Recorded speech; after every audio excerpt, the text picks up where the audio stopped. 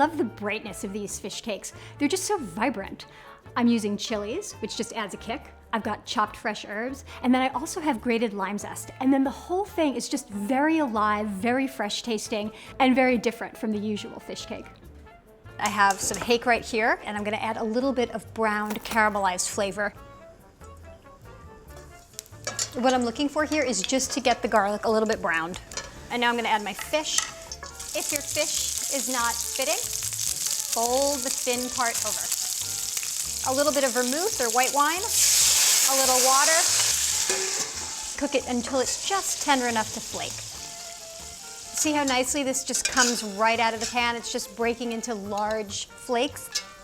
I'm leaving the garlic in the pan, so I will have garlicky mashed potatoes to mix in with my fish, not just regular mashed potatoes.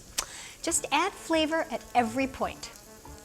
Sliced potatoes, turn the heat back on, and add water to cover. The fish kind of sticks to the sides as it browns, and the potatoes are going to bring up every little bit. While the potatoes are cooking, I'm just going to flake the fish. It's going to get mixed with the potatoes, so I'm not going to flake it into really small pieces.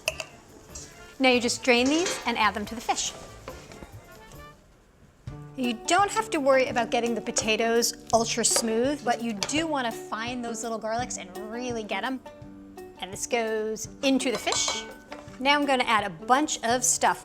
Lime zest, add a little cayenne, just use the back end of a fork. Serrano chili.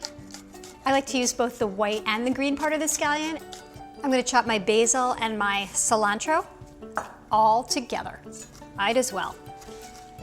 Breadcrumbs to bind everything together. I like panko because I think it's a bit lighter. And the eggs. Just do the two-handed thing. You have to do this ahead of time because you need to chill it in order to get it firm enough to form into patties. Ideally 4 to 6 hours ahead, or if you're a planner, do it the day before. Nice and cold. And now you just want to form them into patties and then dip them in the flour.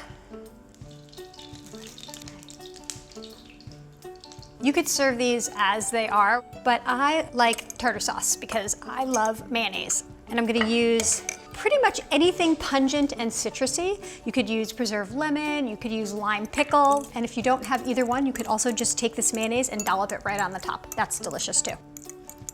A little more. Do this to taste. Once you know how to make these, they're really versatile. You could make them little and you can serve them as a little hors d'oeuvre, but I like them as a main course because that way I get to eat a lot of them.